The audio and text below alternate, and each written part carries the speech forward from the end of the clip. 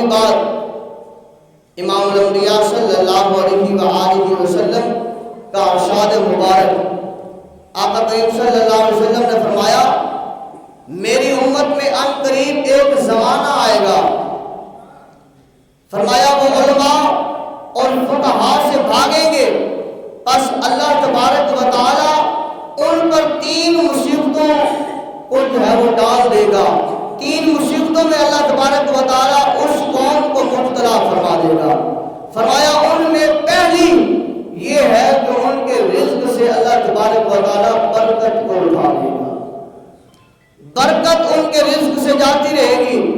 آقا کریم صلی اللہ علیہ وسلم نے فرمایا دوسری یہ کہ اللہ تبارک و تعالی ان پر ظالم بادشاہ کو مسلط کر دے گا۔ تیسرے نمبر پر فرمایا کہ یہ وہ دنیا سے بغیر ایمان کے نکلیں گے، جو علماء کے خلاف باتیں کرتے ہیں، فقہاء کے خلاف باتیں کرتے ہیں، زبان درازیاں کرتے ہیں، وہ سن لے اللہ تبارک و تعالیٰ کا محبوب علی نبینا علیہ السلام نے کیا فرمایا ہے۔